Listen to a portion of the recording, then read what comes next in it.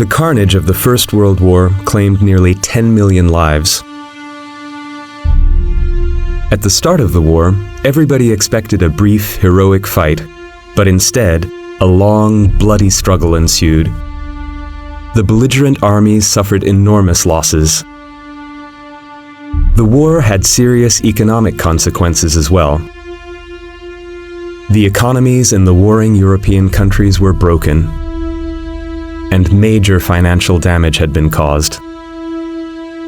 However, it was the interruption of pre-1914 trade links that had the most damaging effect. Trade between the warring parties ceased completely. On the other hand, the economy of the United States was soaring. The US took over the role of the world's banker from Great Britain.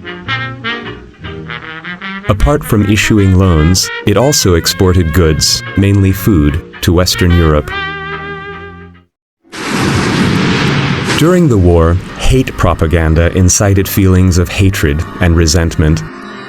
Nationalist sentiments prevailed.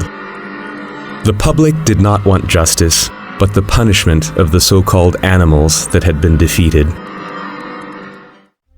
The US represented the only hope of the beaten countries. They expected the Americans to remain impartial in European matters. President Wilson had listed the principles of post-war settlements in 14 points back in 1918. There are two programs. He suggested establishing new international borders according to the geographical location of different ethnic groups.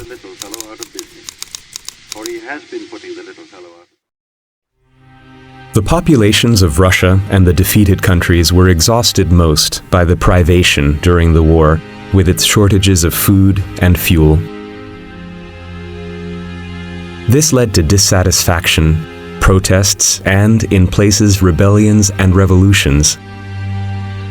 Many workers regarded Russia's proletarian revolution in October of 1917 as an example to follow. The Russian Bolsheviks, too, did their best to spark a global communist revolution. In some places, however, certain social classes turned against democratic changes.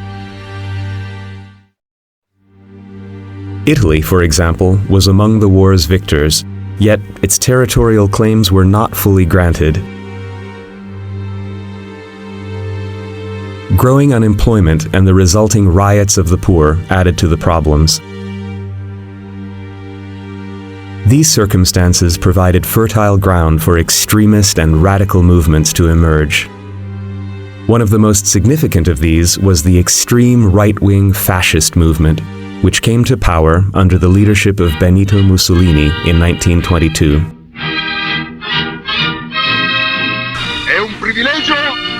Within a few years, Mussolini had established a total dictatorship. He either imprisoned his political opponents or forced them into exile. Only the fascist party was allowed to operate in Italy.